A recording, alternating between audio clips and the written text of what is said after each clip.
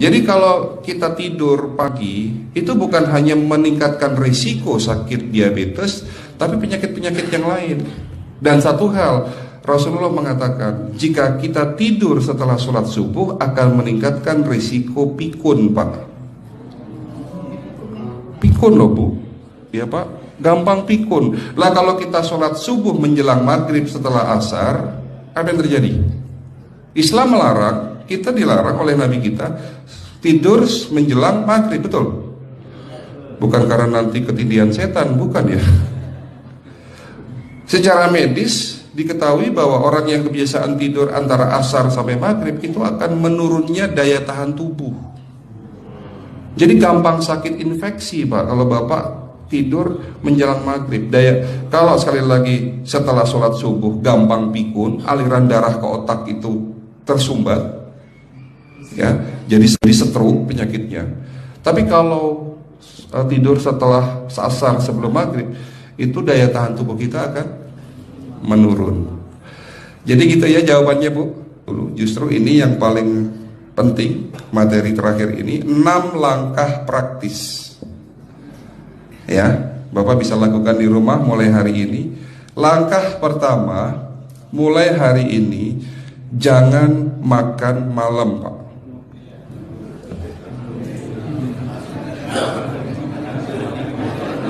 Ya, ala bisa karena biasa. Memang awalnya sulit, yang sudah kebiasaan makan malam itu sulit. Alasannya nanti nggak bisa tidur, Dok, betul ya? Nanti perutnya kembung, mual dan sebagainya. Itu karena kebiasaan. Dulu pun saya begitu. Tapi kalau sekali-sekali boleh, Pak. Misalnya diundang hajatan gitu, tetangga ada yang kawinan, hajatan, ya udah apa-apa, menghargai itu makan malam. Tapi sekali-sekali itu. Tapi kalau tiap hari ini yang nggak boleh, betul ya, Pak? Jangan makan berlebihan dan jangan makan malam. Makan sate boleh nggak, Pak? Boleh, siapa bilang nggak boleh? Sate itu, Bapak tahu daging kambing. Daging kambing, daging domba adalah makanan sehat, tidak berkolesterol. Yang kolesterol itu lemaknya, Pak. Tapi kalau Bapak makan daging murni, dagingnya tok, ya sehat, Pak. Yang nggak boleh itu santannya. Jadi makan gulai itu jangan, kalau gulai sate aja udah. Ya, ataupun dibuat apalah, dibuat empal. Ya. Oke, itu yang pertama. Yang kedua, tolong catat. Jangan tidur larut malam, Pak. Batasan tidur jam berapa, Pak? Jam 11 paling telat. Harus sudah tidur. Kenapa? Apa penjelasan medisnya? Orang yang tidur di atas jam 11 akan terganggu fungsi livernya, Pak. Dimana liver kita ini fungsinya banyak. Ya, ada 500 fungsi liver loh, Pak. Fungsi jantung ada berapa, Pak? Fungsi jantung 1.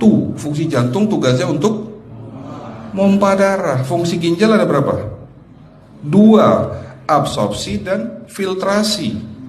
Fungsi liver 500 fungsi. Jadi organ yang paling berat dalam tubuh kita kerjanya adalah liver. Liver akan rusak manakala kalau kita tidur di atas jam 11 malam. Berarti 500 fungsi liver bisa rusak, Pak. Ini salah satu penyebab diabetes. Bukan hanya kerusakan pankreas, tapi rusaknya liver bisa jadi penyakit diabetes, Pak. Jadi kalau sakit diabetes itu yang terganggu itu sebetulnya bukan hanya pankreasnya, livernya pun rusak, ususnya pun rusak. Makanya dalam pengobatan diabetes di klinik kami itu bukan hanya ngobatin pankreas, tapi 3 organ penting ini saya obati: usus, liver, dan pankreas. Kebanyakan kenapa? Kalau dalam pengobatan tradisional mereka tahunya diabetes itu hanya pankreas, ya kan?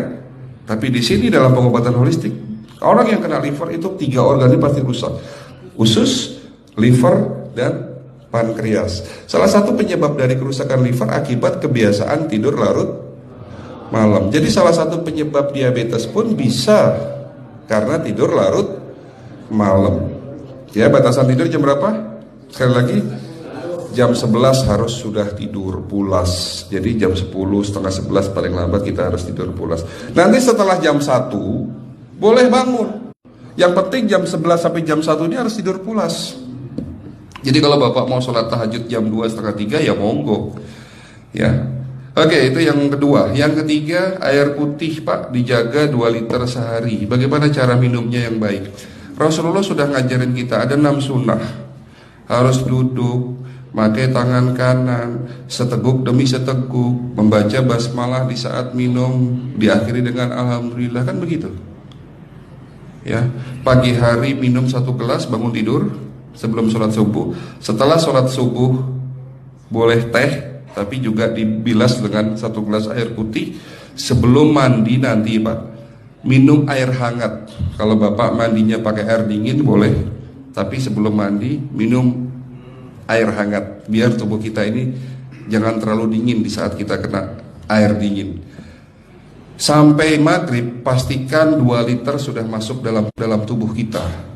Malam mau tidur, tolong perhatikan Ibu ya, malam mau tidur jangan banyak-banyak minum. Nggak boleh minum malam itu segelas sampai 2 gelas mau tidur. Cukup seteguk 2 teguk saja. Karena kalau sampai kita minum mau tidur 1 gelas besar, ginjalnya malah rusak Pak. Ya. Oke, itu yang ketiga. Yang keempat, puasa. Lakukan puasa secara rutin, insya Allah kita sehat. Nah, untuk penjelasan atau materi puasa nanti bisa hubungin staf saya. Nanti di bulan Ramadan tahun ini, kalau memang masih ada slot 1 sampai hari ke-20, saya bisa mengisi manasik kesehatan yang berkaitan dengan manfaat puasa untuk kesehatan. Insya Allah kalau memang masih ada slot waktunya, karena kita di bulan Ramadan hanya 20 hari kita mengisi manasik. Ya, oke, itu yang keempat. Langkah keempat. Langkah 1, 2, 3, 4. Langkah kelima. Nah, sebelum saya menjawab yang kelima, saya ingin membacakan sebuah sabda Rasulullah. Rasulullah bersabda, di dalam tubuhmu ada segumpal daging. Jika segumpal daging itu sakit, akan sakitlah seluruh tubuhmu. Dan jika segumpal daging itu rusak, akan rusaklah seluruh tubuhmu. Apa itu segumpal daging? Segumpal daging itu adalah hati. Tapi ternyata yang dimaksud Rasulullah itu bukan liver Pak. Yang dimaksud Rasulullah adalah hati kita, roh kita, jiwa kita, perasaan kita. Kalau hati kita rusak, kita banyak penyakit hati, iri, dengki, sombong, takabur dan sebagainya. Penyakit fisik akan muncul dalam tubuh kita. Ya, tidak ada orang stres itu sehat, betul tidak Pak? Tidak ada orang yang suka marah-marah itu sehat, betul tidak? Bahkan Rasulullah mengajar senyum adalah ibadah. Senangkan orang lain, permudah urusan orang lain, insya Allah kita sehat.